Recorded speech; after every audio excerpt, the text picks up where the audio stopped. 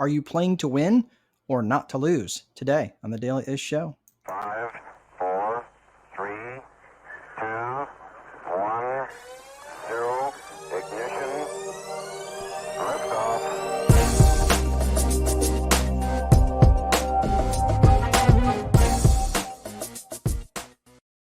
Hello, everyone. Welcome to the Daily Ish Show, a show not just for rental housing providers. Anybody looking to get a little bit more white space on your calendar, this is being broadcast across multiple channels and multiple social medias, media, across lots of different platforms. And I welcome you today to the Daily Ish Show. And today, what we are talking about is, are you playing to win or are you playing not to lose? Now, you might be saying, come on, coach, isn't that a question of semantics? No, I don't think it is. And if you know me and if you've followed me in this show long enough, you know that I'm pretty specific in my language and in my choice of words, if I can ever actually get my words out.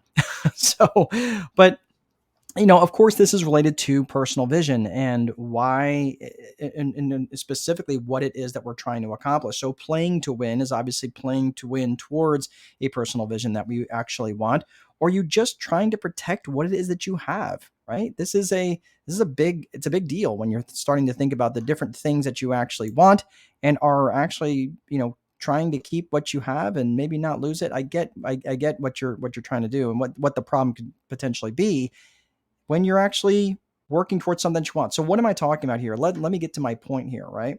Well, let me back up just a step in terms of when I'm looking at my personal vision. What is it specifically what I'm talking about? You're like, well, I understand my vision and my goals and my purpose and all that. Well, let me back up one step. My vision, personally, when I'm talking about vision, is I don't believe that vision is the end state. I believe our purpose, however, is. And I believe that our vision is the keyhole that we look through to see our purpose, right? Now, if you think about it as an actual keyhole, the vision, as you get closer and it becomes more clear, right? You can start to look through the keyhole to see the room on the other side, which is our purpose. So when you get closer to your vision, when it becomes in real clarity and you start to see that, and you can start to see the little indentations and the scratches of the keyhole, and you actually start to look through and see your purpose on the other side, depending on how you orient yourself to your vision, it's going to depend on what part of your purpose that you see, a much larger purpose on the other side, right? So here's what I'm going to talk about. Let's get back to personal vision here for just a second. Personal vision, of course, is going to ask where it is that you want to go. Business vision is going to say, how am I going to get there? Now, we're not going to get into the nuts and the nuts and bolts on business vision and this particular show. It's going to take a little bit too long to get there, but I am going to show you specifically what I'm talking about when I'm putting a vision together, whether it's personal vision, whether it's business vision, whatever it is. First and foremost, what I'm going to do is I'm going to look at my vision from a 1 to 3 year scope. Now, I don't like going beyond 36 months. Now, not to suggest that you can't have a vision beyond 36 months or 3 years, but I'm just saying that outside of that realm, it's way too easy to hide inactivity, right? Inactivity can disguise a lot of stuff. You can say, well, I really don't need to get started today. I can always start tomorrow, right? Well, if you understand the idea of compounding, you would understand that setting aside $1,500 a month today, for example, you're like, well, $1,500 a month. Yeah, that's a lot of money, or a lot more money than what I have right now. Okay, so that's $18,000 a year. Okay, over the course of say, let's add it up, 50 years. Don't do the math. What does that add up to? Okay, you might think, well, geez, I don't know, that's about $900,000 mathematically, but that actually compounded at a 10% interest rate, which is the average run for a stock market. That would add up to over $25 million in that period of time. So, but you've got to get started now. That's what compounding does, right? So the idea of delaying, that's really much more risky than doing nothing at all. So here's what I'm talking about. But I like to have a vision where I'm actually going to get started now so I can get things going within 36 months. I don't want to wait, say, well, at some point when later in life, I'm actually going to start. No, I want you to start that stuff now. So I have a 36-month vision, which I will also break down into a 1-year vision. So I have a 3-year vision. I will have a 1-year vision. Now, from that 1-year vision, what I'm going to do is I'm going to break that down into a 90-day project.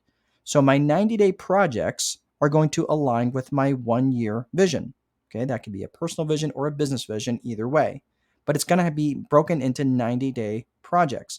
So in other words, for example, if you want to pay off a certain number or have a certain amount of debt out of your life, right? You could break that up into 90-day projects and say, okay, but within this 90 days, I'm going to pay off this credit card and half of another one, right? Or you're going to pay off this vehicle and maybe another credit card and something else. But again, break that up into the highest loan constant debt. If you haven't seen the video on loan constant, I would look that up. But we'll talk about that another time. But I'd like to look at that in terms of the highest loan constant debt. Pay off the highest loan constant debt first, and then go to the next highest loan constant debt and just keep chopping that away, right? So that could be something that you could do in terms of a 3-year business vision or a 3-year personal vision, a 1-year personal vision, then break that down into a 90-day project. From my 90-day projects, I break it into monthly goals and weekly goals, right?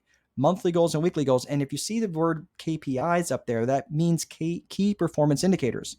That means these are the key things that I'm going to track on a weekly basis, on a monthly basis, that all stays in alignment with my 90-day project, that all stays in alignment with my 1-year vision, that all stays in alignment with my 3-year with my 3-year vision. Sorry, my phone was ringing.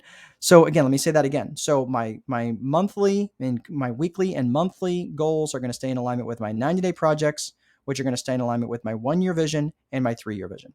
Okay, so all of that stays in alignment. Now, the only place where activity occurs is something I refer to as the rule of 5. The rule of 5 follows the premise that if you have the largest tree and you have an axe and you go and swing at that tree 5 times every single day, 5 of your biggest, hardest swings that you could probably hit every single day, the rule of 5 means eventually that biggest tree that you may have will fall down. And that's what the rule of 5 follows. Now, with the rule of 5, these are 5 very specific actions that I'm going to take that are going to be measured on my weekly basis, through my weekly KPIs, through my monthly KPIs, and through my 90-day projects. Okay, so the only activity that actually occurs is in the rule of 5.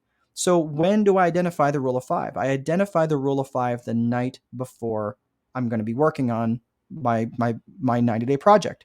The night before. That's the only time when actual activity actually occurs. Okay, so you don't have any other activity to track except what comes through your rule of 5.